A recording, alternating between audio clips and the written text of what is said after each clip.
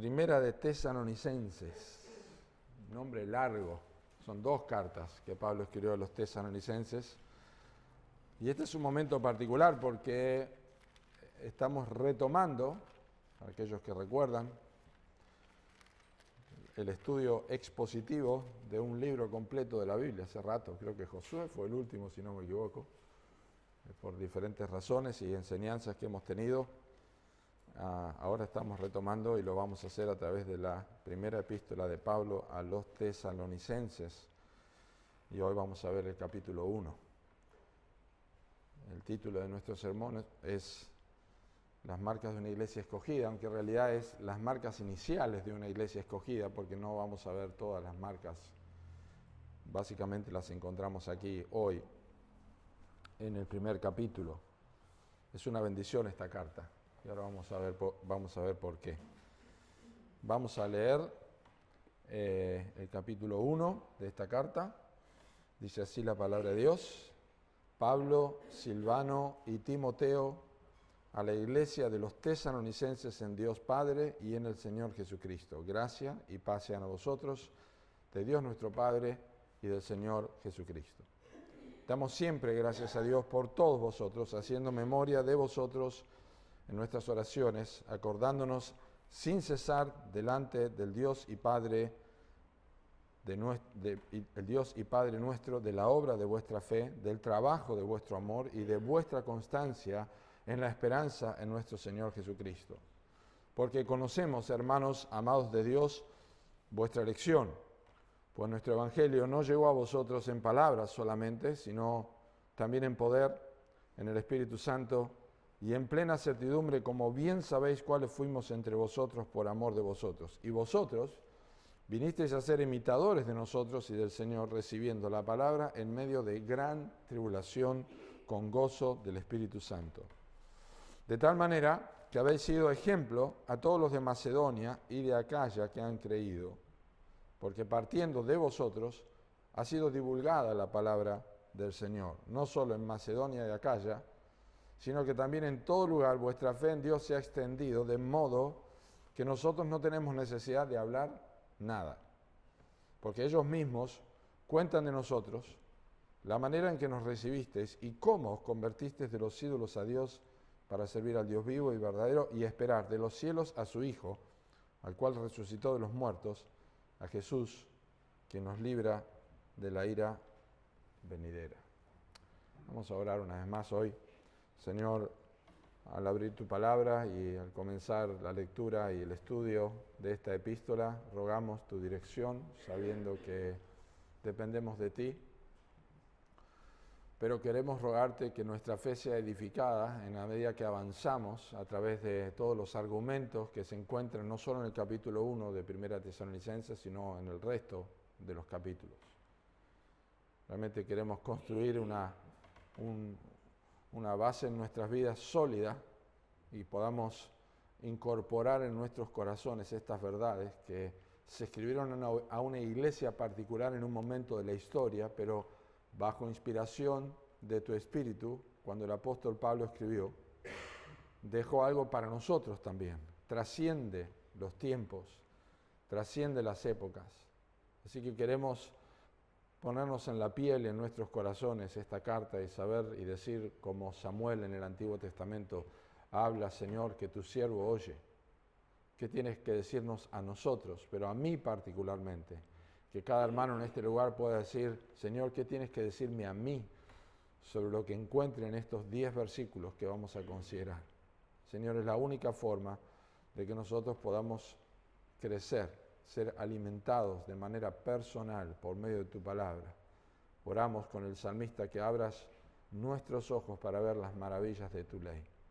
Te agradecemos en el nombre del Señor Jesucristo. Amén. La iglesia de Cristo, lo sabemos por Mateo capítulo 20, versículo 28, fue ganada por su propia sangre. Cada iglesia local, a través de la historia, iglesias obviamente bíblicas, neotestamentarias o con la base de doctrina, posee esa identidad universal. Cada iglesia posee la identidad universal de saber que fueron comprados por la sangre de Cristo. Y sin embargo, cada iglesia local también refleja diversas situaciones particulares a su propia idiosincrasia, a su propio momento en la historia. Por ejemplo, lo vemos en el Nuevo Testamento.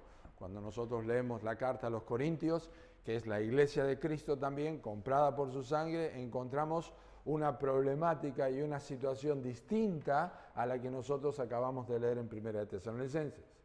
Cuando leemos sobre las iglesias de Galacia, porque los Gálatas es una carta a varias iglesias de la zona, también encontramos una problemática diferente y una idiosincrasia diferente, por así decirlo. Lo mismo pasa cuando nosotros leemos la carta a los Efesios. Encontramos doctrina y encontramos también indicaciones para una iglesia particular en una situación particular. Lo mismo pasa con los colosenses, que en su momento estaban batallando con personas como el gnosticismo, con la filosofía del gnosticismo. También encontramos eso en la carta. Y quizá nosotros tenemos la tendencia a pensar que como iglesia, nosotros debemos, como iglesia aquí en Villa Regina, nosotros debemos encogernos de hombros y seguir adelante. Total, sabemos que este mundo es pecaminoso y vemos que las iglesias de Corinto, las iglesias de Galacia, la iglesia de Éfeso, enfrentaron situaciones distintas. Hay pecados que están marcados por el apóstol Pablo, incluso en la iglesia de Filipos, y bueno, tenemos que continuar. Pero, cuando leemos 1 Tesalonicenses, también descubrimos otra cosa. También descubrimos que es la iglesia de Cristo, y también encontramos otra temática que nos hace pensar que si lo que pasó en Corinto puede pasar en iglesias hoy día y tiene forma de solucionarlo, y lo que pasó en Éfeso también puede pasar en otras iglesias hoy día y también tiene forma de solucionarlo o cosas para obedecer, lo que pasó en la iglesia de Tesalónica, escrito a una iglesia comprada por la sangre de Cristo, llega a nosotros en una carta inspirada por el Espíritu Santo para que nosotros asimilemos y digamos, no puedo encogerme de hombros y puedo mirar la iglesia de Tesalónica y decir, yo también puedo ser una iglesia como esta. Nosotros también podemos ser una iglesia como Tesalónica. Una iglesia que tiene marcas de una iglesia escogida por Dios y que nosotros vamos a comenzar a ver hoy. Es decir, no es un ideal utópico. La utopía es aquello que es inalcanzable, por así decirlo. No es un ideal, decimos, qué lindo, está atrás de un escaparate y no lo puedo tener. Nunca voy a tener una Ferrari. No, eso es posible, nunca vamos a tener una Ferrari.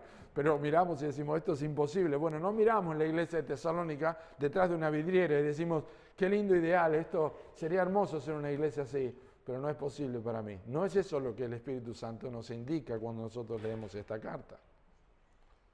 Especialmente cuando nosotros estudiamos la carta y descubrimos que esta iglesia era una iglesia ejemplar y que fue una iglesia que recibió el Evangelio en circunstancias terribles, una tribulación tremenda, y tuvieron, si podemos decir, su pastor, porque solamente estuvo 3 semanas, no hubo ningún pastor para atenderla, solamente 3 fines de semana estuvo Pablo allí.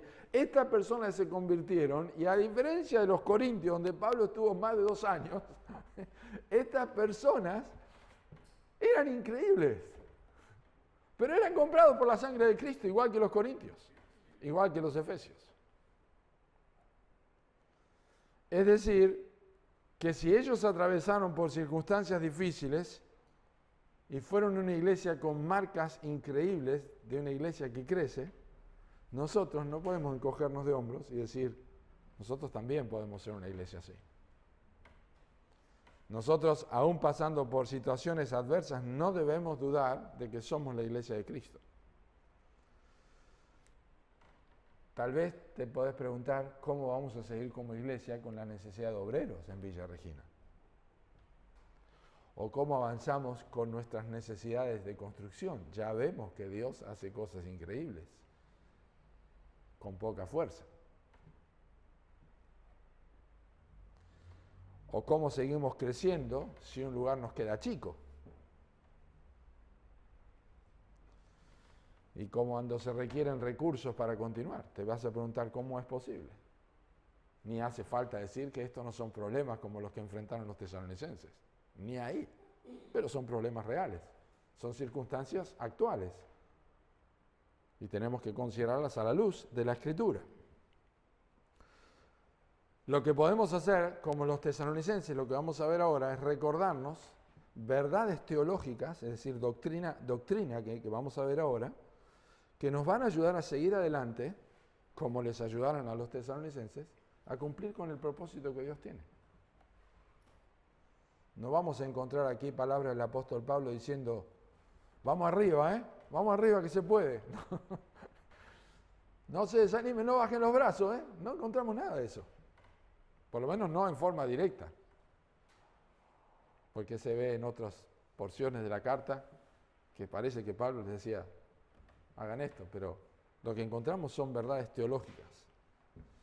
Entonces, lo que vemos en la carta, y miramos hacia el entonces, la realidad de los tesalonicenses, es que ellos eran creyentes bajo tribulación, pero con evidencia de una fe visible, un amor demostrado y una esperanza palpable. Esa es la realidad de ellos.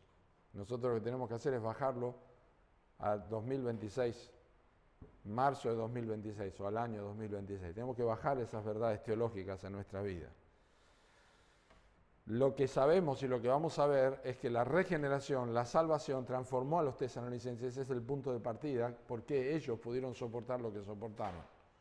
Y por eso nosotros podemos estar seguros de que la transformación que hace el Evangelio transforma nuestras vidas en un cristianismo seguro, genuino, bajo cualquier circunstancia, bajo cualquier tribulación, bajo cualquier conflicto que nosotros como iglesia local pudiéramos atravesar. Eso es lo que tenemos que aprender. Es decir, aprendemos lo que pasó con ellos, pero la realidad de ellos no es nuestra realidad. Pero las verdades teológicas que sostuvieron a los tesalonicenses son las que nos sostienen a nosotros y son las que nosotros necesitamos rescatar. Así que vamos a aprender un poquito de esto, los primeros 3 versículos, que la fe, el amor y la esperanza son los indicadores principales que señalan la obra de Dios en la vida de una persona y de una iglesia. Ahora, observen, Pablo, Silvano y Timoteo, esos son los nombres griegos, por así decir, porque Saulo y Silvano ahí, que parece Silvina, pero no es Silvano, es Silas, que encontramos en el libro de los Hechos. Saulo y Silas eran los nombres hebreos, Pablo y Silvano eran los nombres griegos, y por supuesto Timoteo era un nombre griego, porque su papá era griego, aunque su mamá era judía. Pero esa es la idea. Las cartas simplemente es un dato, no es algo que hace a nuestra comprensión ni práctica, pero es un dato. Las cartas, cuando Pablo escribía las cartas y las saludo, que nosotros tenemos ahí salutación, era algo común, porque las cartas greco-romanas se escribían así también, nada más que en vez de dar gracias a Dios, le daban gracias a los dioses y honraban a los dioses. Pero no es lo que Pablo hace, utiliza una carta común y le incluye o le da la virtud de algo espiritual y algo profundo que tiene que ver con una adoración a Dios. Y eso es lo que hace particular los saludos de Pablo, inspirados por el Espíritu Santo. Son especiales. Gracia y paz sean a vosotros de Dios nuestro Padre y del Señor Jesucristo. La iglesia es la única carta esta de Pablo que se refiere a una iglesia con el nombre de las personas, porque siempre dice a los santos que están en, pero acá dice la iglesia de los tesalonicenses, los santos de esa ciudad. Tan lindo recuerdo tenía Pablo, como lo vamos a ver, de los tesalonicenses, que los menciona de esta manera. Los tesalonicenses, lo vamos a ir viendo a través de la epístola. Epístola es carta, ese es el nombre. A través de la carta, los tesalonicenses ocupaban un lugar especial en la vida del apóstol Pablo, y hay razones para esto. Su corazón latía por los tesalonicenses, con tan poquito tiempo que había estado con ellos.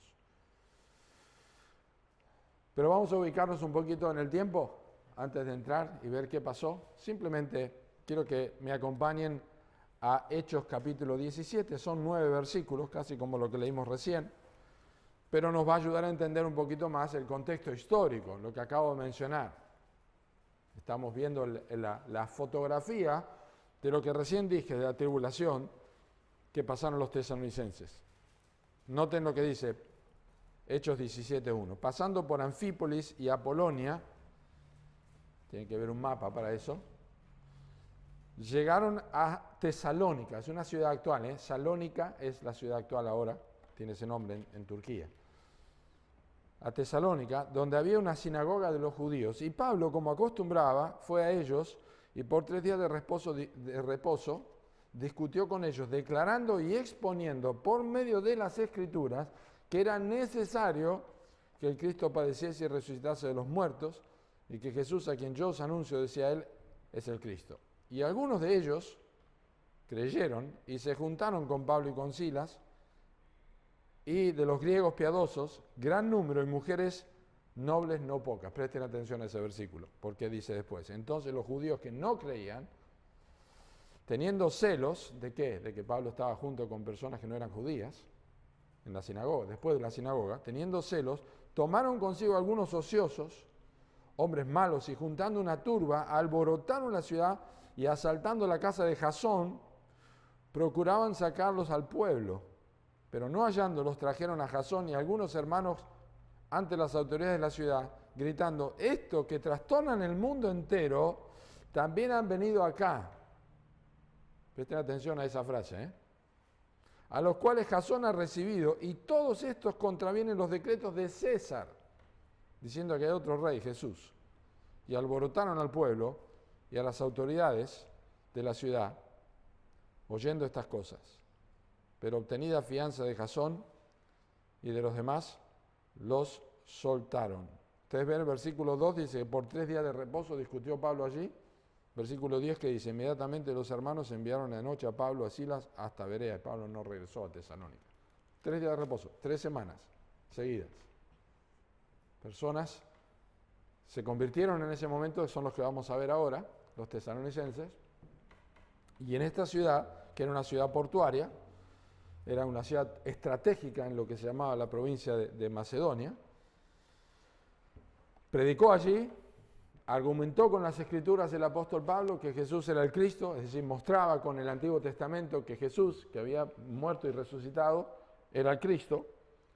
Y la respuesta obviamente la leímos, los judíos juntaron una multitud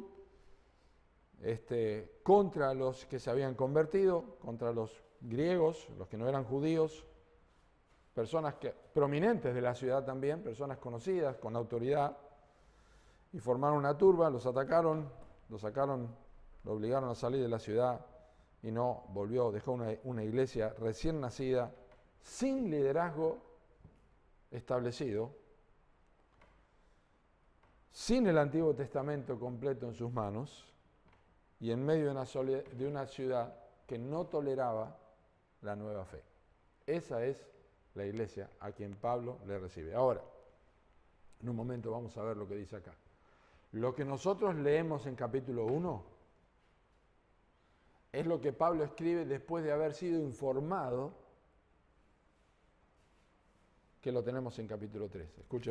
Escuchen por favor en capítulo 3, versículo 1. Por lo cual, no pudiendo soportarlo más, acordamos quedarnos solos en Atenas, enviamos a Timoteo, nuestro hermano servidor de Dios y colaborador nuestro en el Evangelio de Cristo, para confirmaros y exhortaros respecto a vuestra fe, a fin de que nadie se inquiete por estas tribulaciones, porque vosotros mismos sabéis que para esto estamos puestos, porque también estando con vosotros os predecíamos, miren, 3 semanas le dijo esto Pablo a ellos, os predecíamos que íbamos a pasar tribulaciones como ha acontecido y sabéis, por lo cual también yo, no pudiendo soportar más, envié para informarme de vuestra fe, no sea que os hubiese tentado del tentador, las posibilidades estaban, y que nuestro trabajo resultase en vano. ¿Qué está diciendo Pablo aquí? Envío a Timoteo, no vaya a ser que se convirtieron, pero realmente tienen tantas pruebas que abandonen todo. Tenía ese temor, cualquier pastor tiene ese temor. Por lo cual, dice, pero cuando Timoteo volvió de vosotros a nosotros y nos dio buenas noticias de vuestra fe y amor y que siempre nos recordáis con cariño, deseando vernos como también nosotros a vosotros. Por ello, hermanos, en medio de toda nuestra necesidad de aflicción, fuimos consolados de vosotros por medio de vuestra fe, porque ahora vivimos si vosotros estáis firmes en el Señor. ¿Está? ¿Tiene contexto ahora? ¿Entienden? Pablo escribe el capítulo 1, lo que leímos hoy, porque tiene estas noticias. Y básicamente está diciendo, no, casi no lo puedo creer, a menos que sea la gracia de Dios que sostiene una iglesia de esta forma. Y es una iglesia ejemplar, y es un ejemplo para nosotros, que tenemos muchos más años en nuestra vida espiritual que escuchando la palabra de Dios que lo que tuvieron los tesalonicenses en 3 semanas. Entonces el impacto de la fe de los tesalonicenses fue tan grande que tanto Pablo como Silvano, o Silas y Timoteo hacían mención de ellos en sus oraciones. O sea, Pablo está diciendo, nosotros los tres nos acordamos, los mencionamos. Es tal el impacto que tenemos de ir a verlos a ustedes y ver que están firmes y se mantienen firmes con solo 3 semanas de escuchar la palabra de Dios, que lo único que podemos hacer es dar gracias a Dios. Y les recordamos por 3 cosas esenciales en principio: la fe que tienen, el amor que tienen, la esperanza que ustedes tienen y que están demostrando. Esto no era una gratitud selectiva, era una gratitud corporativa. No es que Pablo, Silas y Timoteo oraban y dice, oramos y damos gracias a Dios porque ahí está la hermana María, y también me acuerdo del hermano José, y ellos están. No, todos ustedes tienen el mismo ADN. Todos tienen fe, amor y esperanza. Todos lo manifiestan de esta forma. No podemos dejar de dar gracias a Dios. Por donde miraban la iglesia de Tesalónica, veían en cada uno de estas cualidades. Era un cuerpo. Recordemos que cuando uno lee otras cartas, por ejemplo, la carta a los Gálatas o la carta a los Romanos, uno descubre que el anhelo de Pablo era la madurez de los cristianos. ¿Se acuerdan? Cuando le escribe a los Gálatas, les dice en 4:19, hijitos míos, por quienes vuelvo a sufrir dolores de parto, hasta que Cristo sea formado en vosotros. Estaba desesperado por los Gálatas, por las iglesias de Galacia. Cuando le escribe a los romanos, de una forma indirecta, les dice que a los que aman a Dios todas las cosas les ayudan a bien, esto es a los que son llamados conforme a su propósito, para que Cristo sea formado en ellos, siendo hechos a la imagen de Cristo. Es el propósito, es la madurez, es el crecimiento, es, como como también dicen a los Corintios, sed imitadores de mí, así como yo de Cristo. Es decir, que estos cristianos en Tesalónica demostraron rápidamente la efectividad del evangelio transformador y trajeron gozo a la vida del apóstol Pablo, porque él sabía por las noticias que trajo Timoteo que los tesalonicenses, con 3 semanas de enseñanza, estaban siendo semejantes a Cristo, que lo vamos a ver ahora en el pasaje. A mí me avergüenza cuando vieron mi vida, veo muchas de estas cosas que no están siendo realmente sostenidas como en la vida de ellos. Pero cuando leo la carta, vuelvo a recordar que Dios me está diciendo, pero vos podés ser así. Por eso seguís enseñando y por eso seguís leyendo la carta de los tesalonicenses al menos una vez por año, cuando paso por la lectura.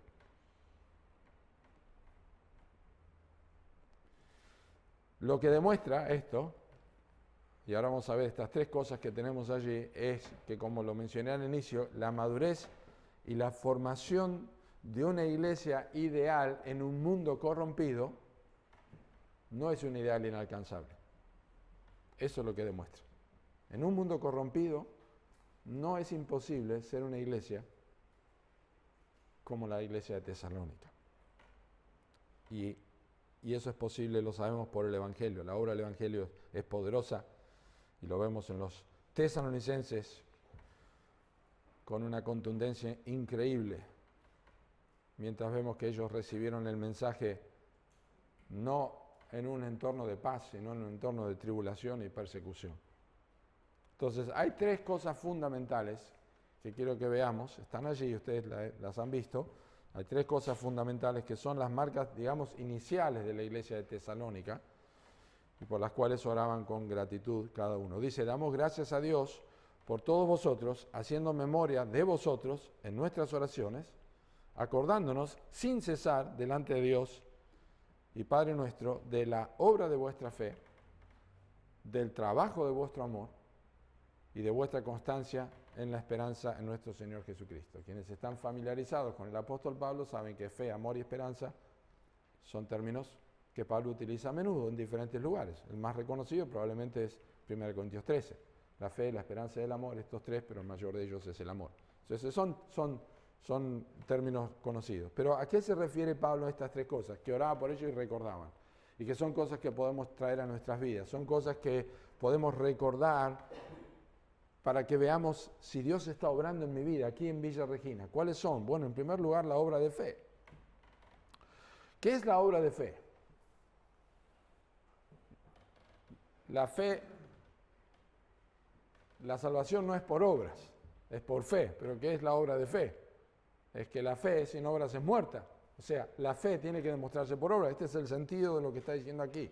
Pablo dijo a los corintios, de modo que si alguno está en Cristo, nueva criatura es, las cosas viejas pasaron y aquí todas son hechas nuevas. Ya no es la vida de antes, es una vida nueva y es una conducta y una vida con acciones, con hábitos totalmente diferentes. Es una nueva criatura, es la obra de Dios por medio del Evangelio en el corazón, y la fe, lo que está diciendo Pablo, lo que sabemos es que la fe que Dios ha provisto a ustedes para salvación está llevando frutos.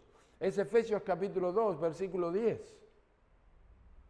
Son las buenas obras que Dios preparó de antemano para que anduviésemos por ellas.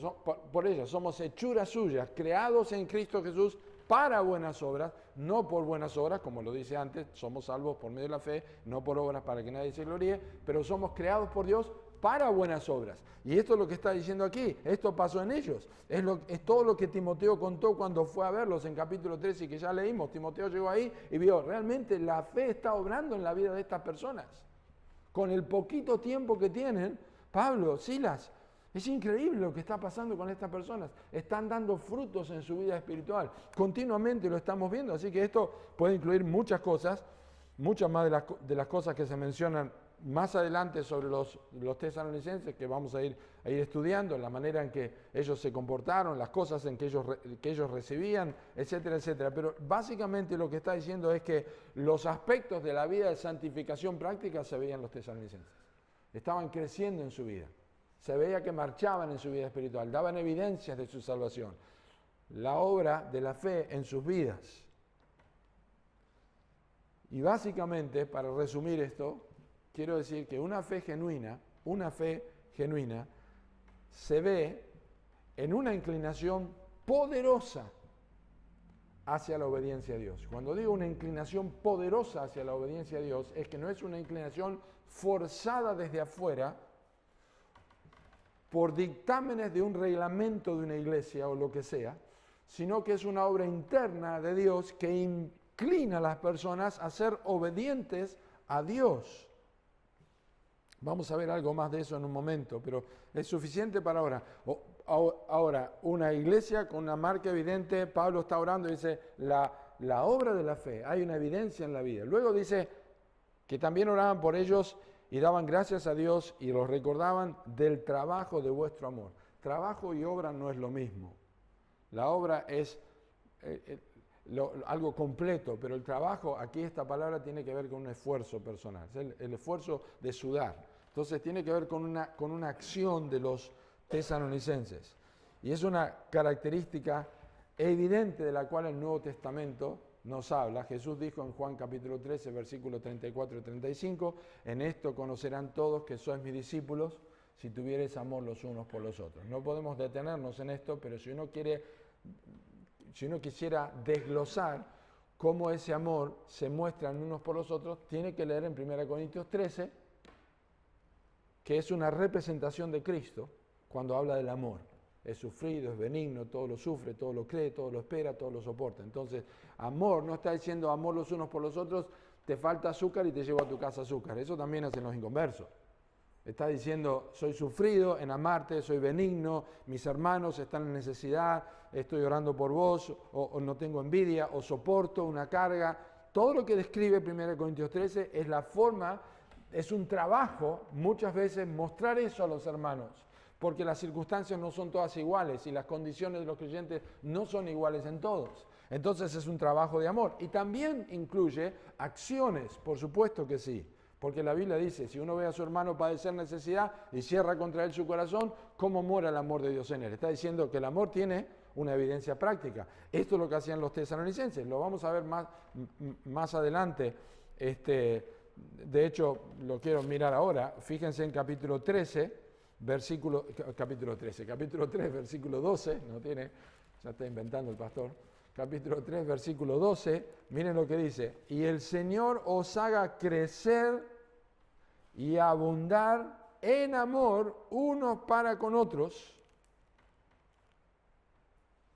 y para con todos, como también lo hacemos nosotros para con vosotros. Era recíproco eso, el trabajo de amor.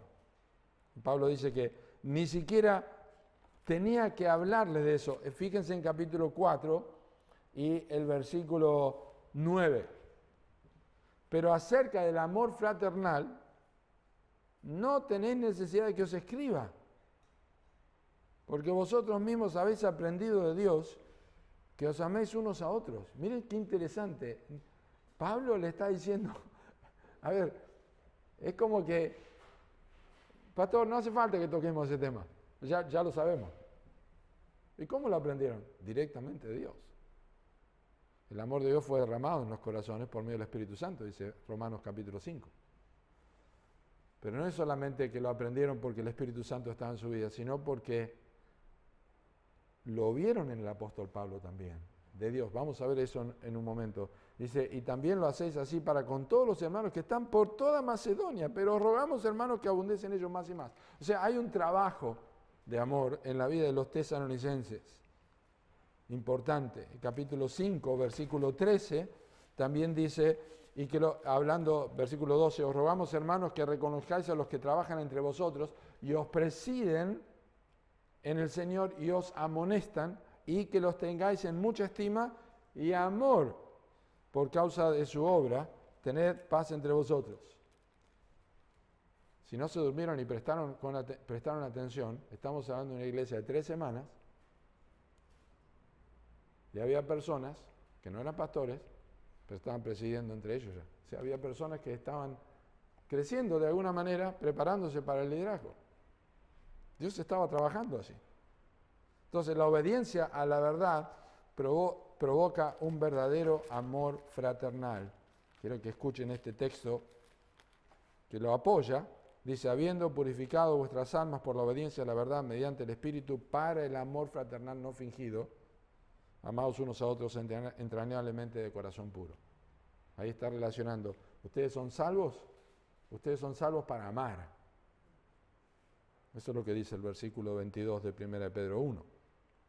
Y por supuesto sabemos que Gálatas nos enseña que el fruto, una de las características del fruto del Espíritu es el amor. Es así. Y ellos lo vieron, es lo que se espera.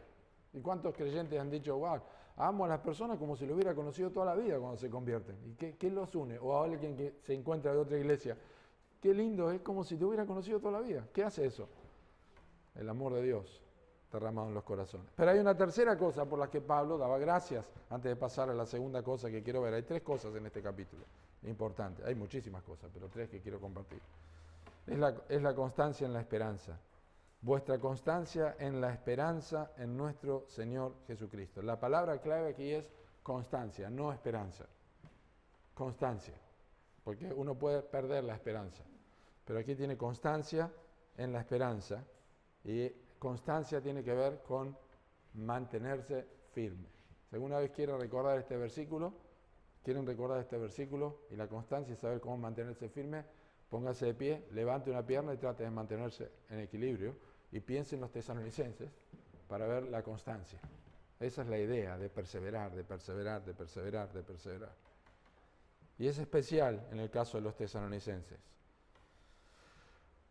porque ellos recibieron la palabra, como leímos, en medio de gran tribulación, con gozo del Espíritu Santo.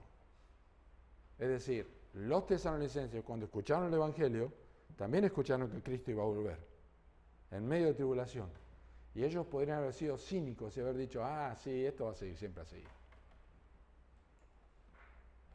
Escucharon que Cristo iba a volver, el Cristo que les salvó. No fueron cínicos, ellos no bajaron los brazos en su vida cristiana, en su amor para con otros. Y especialmente, lo va a confirmar esto al final, en su evidencia al extender el Evangelio. ¿Para qué extender un mensaje que realmente es una farsa esto? Estamos pasando tribulación. Pero la esperanza que ellos tenían estaba todo relacionado, porque fe, amor, esperanza eran evidencias de una vida transformada, estaba todo relacionado, porque esta esperanza en la venida de Cristo lo sabemos por 1 Juan capítulo 3, versículo 1 al 3, amados, mirad cuál amor nos ha dado el Padre para que seamos llamados hijos de Dios. El que tiene esta esperanza, no voy a citar todo, el que tiene esta esperanza, sabemos que le veremos cuando Él venga, cuando le veremos tal como Él es, y el que tiene esta esperanza en Él se purifica a sí mismo, así como Él es puro. La expectativa de que Cristo va a volver es que uno lo mantiene alerta. Él va a volver. Sería interesante que nosotros pensemos, yo lo hago, y lo hice en el contexto de esta carta, del estudio, pensar cuánto yo pienso de la vida cristiana acá, de cómo tengo que crecer en mi vida espiritual, de la fe, de las batallas, de todo lo que tengo en la iglesia y todo esto, pero cuánto pienso en la esperanza que Cristo va a volver. Seamos sinceros, con la mano del corazón, probablemente no tomamos tiempo para pensar que Cristo va a volver. Y muchas de las batallas que nosotros tenemos, y muchas de las conductas que tenemos que corregir en nuestra vida, serían rápidamente corregidas si nosotros estaríamos esperando a Cristo volver, porque no haríamos muchas de las cosas que hacemos. Estos hombres tuvieron un cambio increíble, lo vamos a ver porque lo que vieron las personas que los persiguieron fue que los hombres que les predicaban trastornaban el mundo, se lo daban vuelta. Así que estas tres cosas fueron motivos de oración de gratitud de Pablo y de sus colaboradores, que señalan las primeras marcas de una iglesia escogida y que son realidades, vamos a decir, objetivas, no son cosas que simplemente sabemos, son realidades objetivas. Podemos examinar nuestra congregación cuando nosotros enfrentamos tribulaciones o desafíos como iglesia, como atravesamos en este tiempo. ¿Dónde está la fe? La fe que obra. ¿Dónde está el amor por los demás? ¿Y dónde está la esperanza en nuestra vida cotidiana? Es para que nos examinemos, es para que veamos, para que traigamos tesalonicenses a mi vida, aquí en Chichinales, en Roca, donde vivamos cada uno de nosotros. En segundo lugar, quiero que observen versículos 4 y 5, que estas personas, y nosotros también, fuimos escogidos con una convicción del Espíritu de Dios. O sea, no eran personas que vivían de esta forma porque se les daba la gana. Tenían una convicción de que Dios había hecho algo en sus vidas. Conocemos, hermanos amados de Dios, vuestra elección, pues nuestro evangelio no llegó a vosotros en palabras solamente, sino también en poder, en el Espíritu Santo y en plena certidumbre, como bien sabéis cuáles fuimos entre vosotros por amor de vosotros. La pregunta aquí es, observen versículo 4, conocemos o sabemos, hay dos palabras, está muy bien traducido en nuestra Biblia, porque la palabra saber es simplemente algo que uno escuchó, pero la palabra conocer es algo que uno escucha y capta y guarda en su vida, lo asimila, esa es la idea. Hay dos palabras en el griego diferentes para oír, pero esta es la que marca aquí, es asimilar, conocemos. Conocemos, hermanos, es una convicción interna que Pablo, Silas y Timoteo tenían, o Pablo, Silvano y Timoteo tenían, y que les llevaba a dar gracias a Dios. Es decir, no es la persona que oraba y decía, te doy gracias por esta persona, todavía no estoy seguro, pero bueno, ellos hicieron una profesión de fe, ellos están... No, ellos tenían una convicción. ¿Y qué es lo que le daba la convicción al apóstol Pablo de esta obra sobrenatural? Básicamente, dos cosas son las que destacan inicialmente en toda iglesia genuina. Lo primero es la certeza de la elección de Dios. El texto no dice, cuando dice, conocemos, hermanos amados de Dios, vuestra elección, no es la elección de ellos. La gramática dice, conocemos, hermanos amados de Dios, vuestra elección de parte de Dios.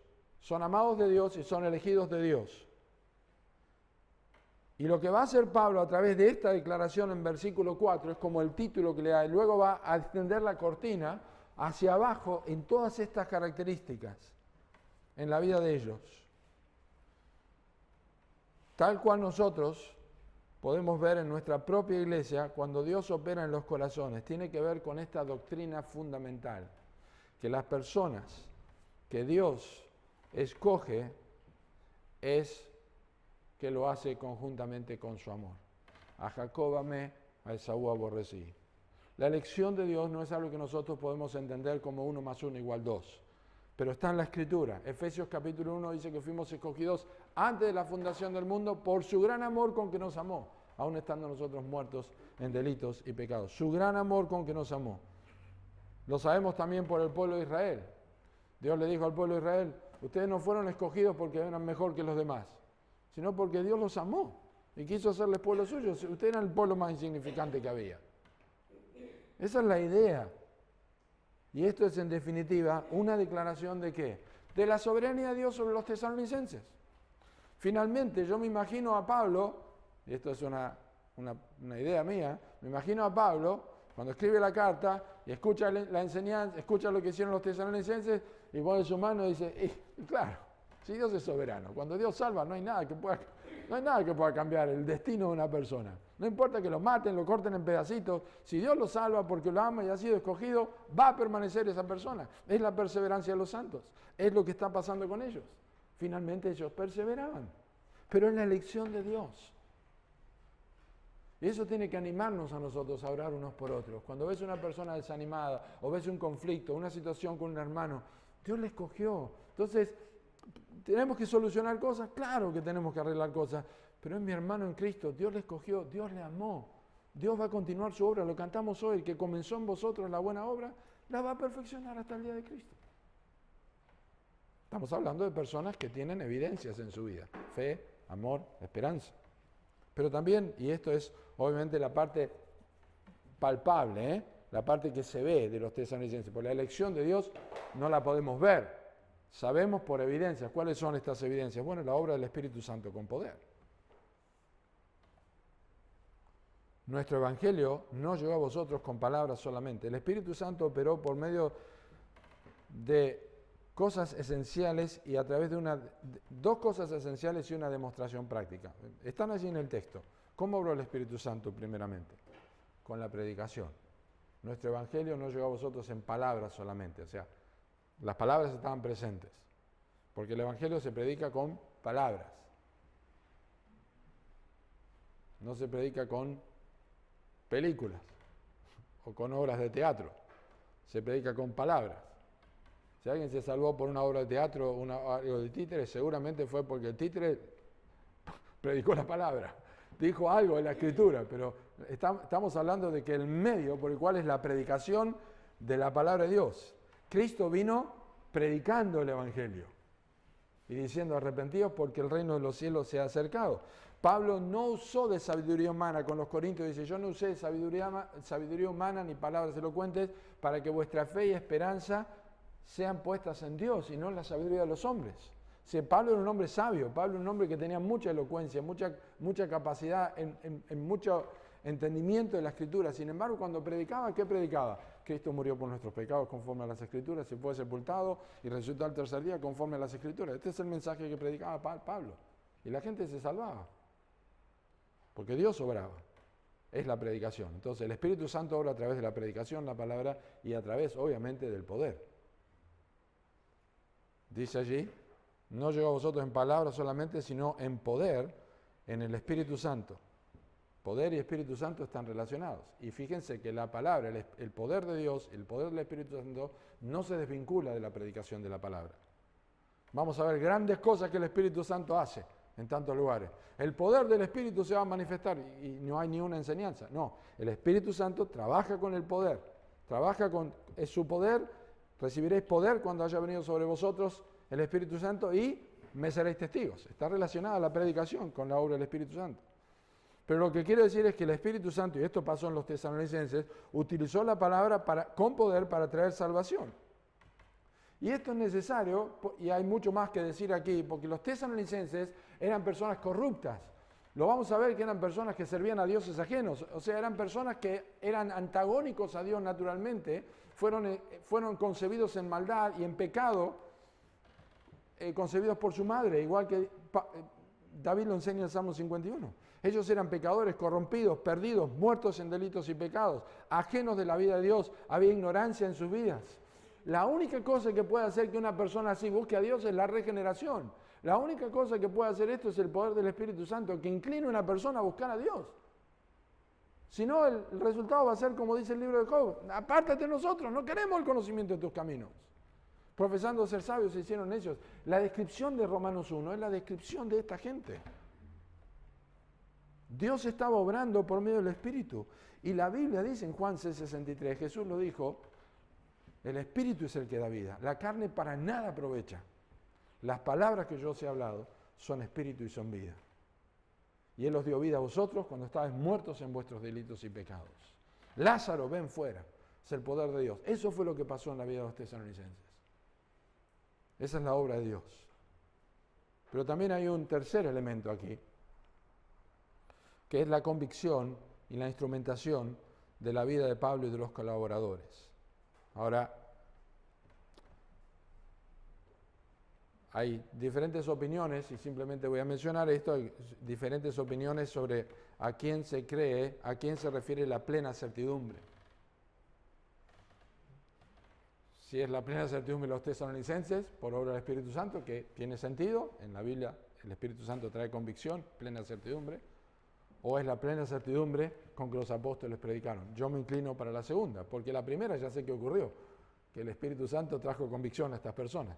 Pero plena certidumbre, esto es interesante, porque dice: y en plena certidumbre, como bien sabéis cuáles fuimos entre vosotros. Ustedes saben cómo fuimos entre ustedes.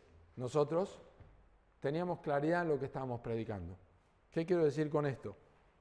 Quiero decir que Pablo no solamente pasaba información. Y esto tiene que ver con la pasión de un predicador.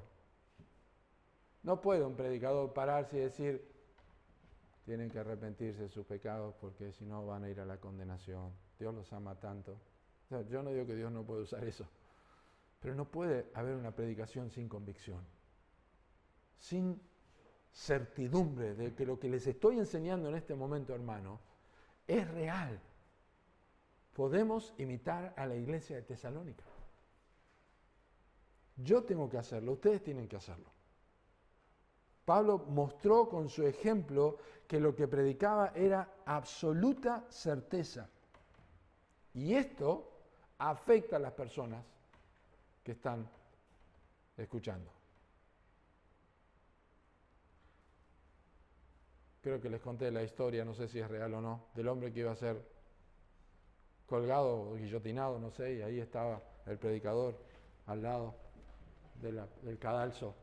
Arrepiéntete de tus pecados, arrepiéntete de tus pecados. Y la persona con la cabeza lo mira y dice: si yo creyera lo que usted me está diciendo, yo iría de rodillas por las puertas de todo este pueblo a decirles eso.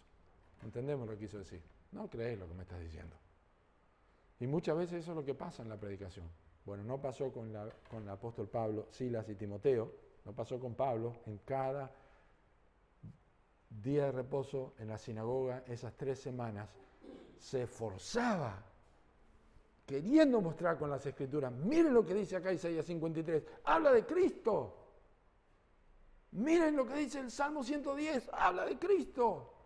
Es Cristo. Salmo 69 es Cristo, Salmo 22 es Cristo. Aquí está presente. Y ellos escuchaban y les demostraban, miren, y señalaba con el dedo la Escritura. Y estos hombres están escuchando: este hombre cree lo que está diciendo. El Espíritu Santo obrando a través del Evangelio, salvando a estas personas.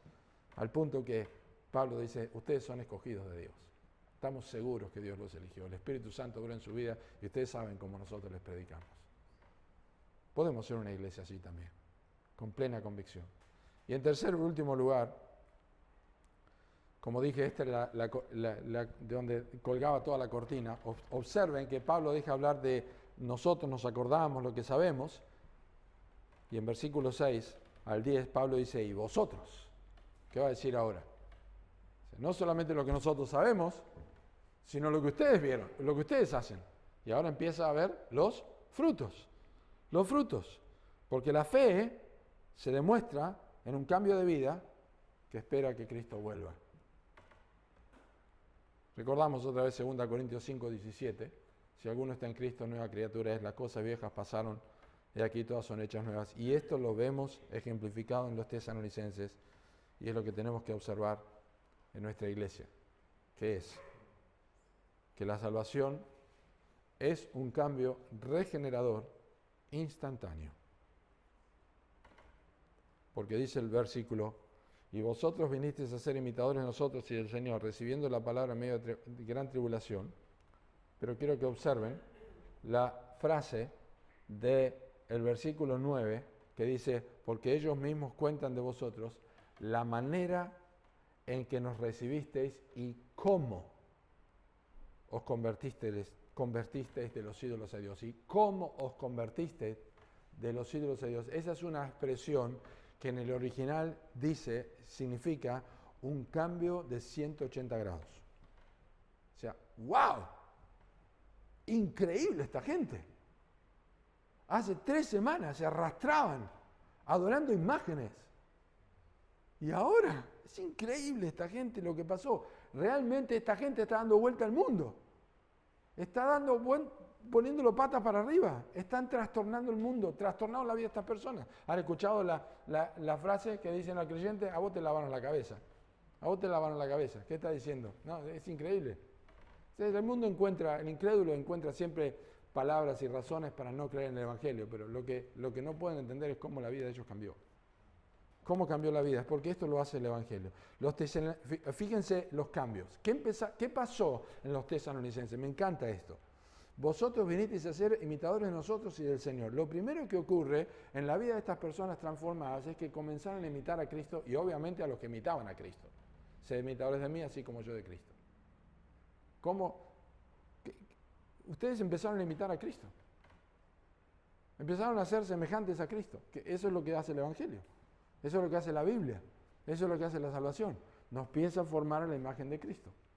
Amamos como Cristo, odiamos como Cristo, adoramos como Cristo, aprendemos humildad y mansedumbre como Cristo tenía. Aprended de mí que soy manso y humilde de corazón. Leemos la palabra, leemos la vida de Cristo. Queremos ser imitadores de Cristo. Ellos imitaban a su Salvador y a los que imitaban a Cristo.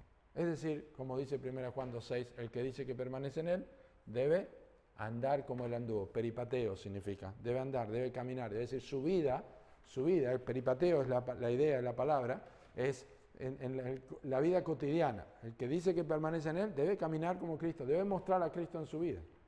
Eso es lo que pasó con los tesalonicenses. Esa es la obra del Espíritu Santo en el corazón. Y eso es una manifestación que no se puede ocultar. No se puede ocultar. Hay un joven que es de otra iglesia, pero está yendo los domingos con permiso de su pastor a escuchar la palabra allí en Roca. Y él Dios le salvó, estaba hundido en drogas. Y hacía 5 meses que Dios le salvó. Dios fue a un lugar donde se predicaba el Evangelio, donde también trabajaban con personas en adicción y en un momento escuchó y se convirtió. Volvió a su casa, se sentó en la mesa justo para comer cuando se había convertido y dijo, vamos a dar gracias por el alimento. Su esposa atea. ¿Qué te pasó? ¿Qué? Gracias por los alimentos. Y su esposa también se convirtió después. ¿Qué pasó? Llegó a ser imitador de Cristo, de nosotros, de Cristo. Imitaron a Cristo. ¿Y saben lo interesante de esto? Los tesalonicenses no tenían internet para ver cómo era la iglesia de Sugel Michelén, la iglesia del pastor Dardo. Vamos a ver lo que hacen la iglesia de ellos y vamos a hacer nosotros también. No tenían ninguna iglesia de referencia. ¿Qué tenían? El Espíritu de Dios en sus vidas y lo que habían escuchado de Cristo que Pablo les había predicado. Lo que precisaban era la obra del Espíritu Santo. Precioso. Y esa obra produce cambios puntuales que, como vamos a ver, tiene un efecto que habla de lo que ocurrió en los convertidos en el pasado, lo que ocurre en el presente y lo que va a ocurrir en el futuro. Lo que ocurrió en ellos en el pasado, lo que ocurrió en el presente en sus vidas y lo que va a pasar en el futuro, como debe ser con todos nosotros. ¿Qué ocurrió? Bueno, ¿dejaron el pecado? Dejaron el pecado. Porque dice el versículo, cuentan de la manera que nos recibiste, de cómo os convertiste de los ídolos a Dios. Comenzaron a servir a Dios en el presente, para servir a Dios, al Dios vivo y verdadero, y en el futuro, esperar de los cielos a su Hijo, al cual resucitó de los muertos, a Jesús, que nos libre de la vida venidera. Son las tres cosas fundamentales que ocurren en la conversión de un alma. Dejan su pecado, sirven a Dios, esperan a Cristo. Pasado, presente, futuro.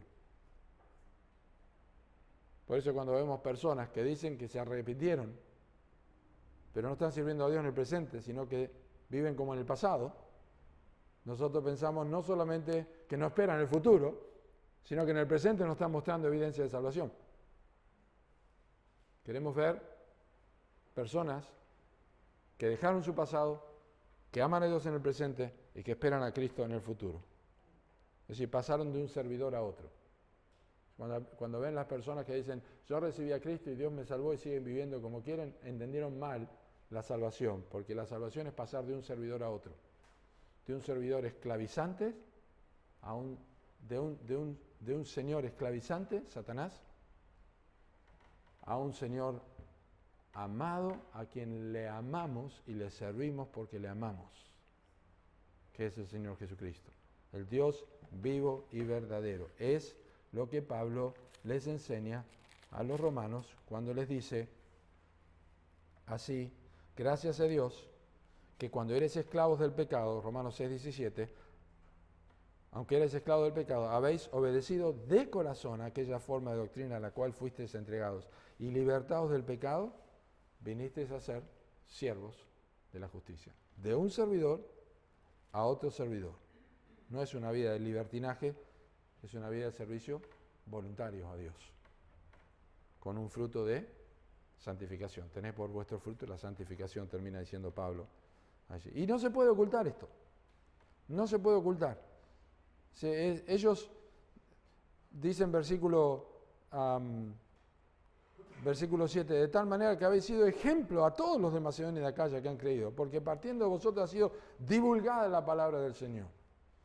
Han estado una noche o un día de tormenta cuando se escucha un relámpago, se escucha un trueno, el relámpago se ve, se escucha un trueno y de repente va pasando y casi que lo escuchan por arriba. Esa es la idea, es como un sonido que se expande, esa es la palabra divulgar. Se expande, empieza en un lugar y sigue a otro lugar. Empezó en Tesalónica y siguió por toda la provincia de Macedonia, por toda la zona de Macedonia y de Acaya.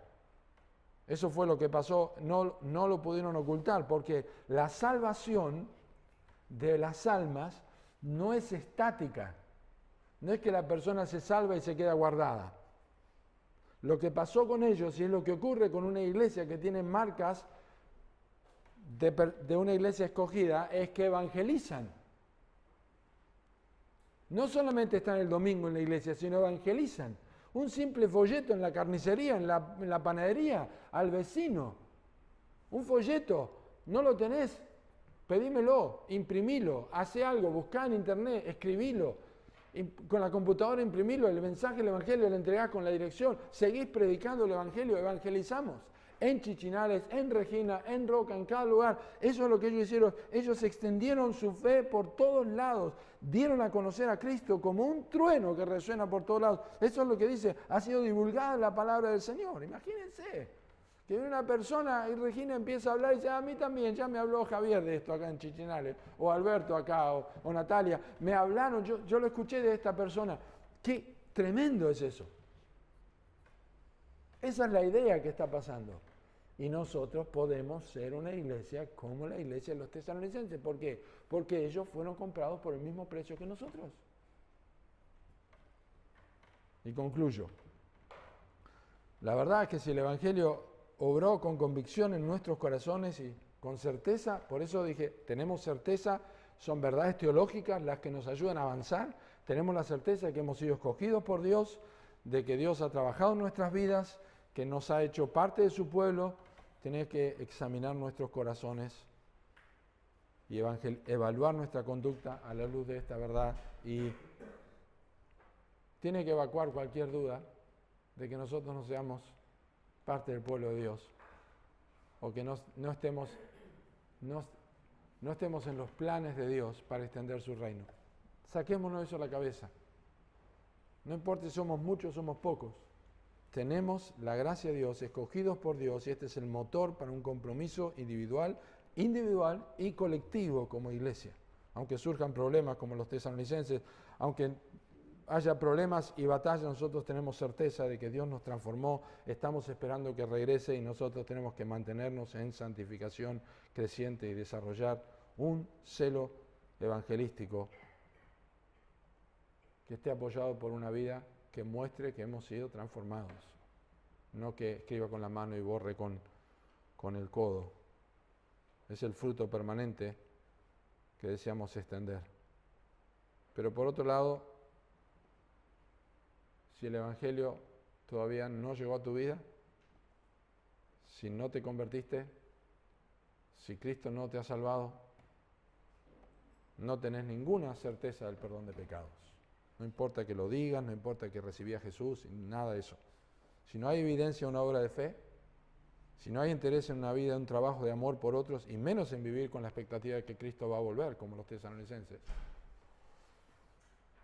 obviamente no tenés nada para comunicar, porque no tenés un Salvador de quien hablar, no tenés un mensaje que entregar, no tenés nadie para imitar y nunca dejaste tu vida de pecado para servir a Dios y no estás esperando que regrese un Salvador. Lo que te está esperando es la llegada de un juez. Y la única forma de ser librado de eso es que te arrepientas de tus pecados, pongas tu confianza en Cristo, creas en Él como Salvador y vivas una vida que sea transformada por el poder de Dios a través de su palabra. Iglesia de Villa Regina, tengamos expectativa. Dios nos ha salvado, estamos aquí para servir.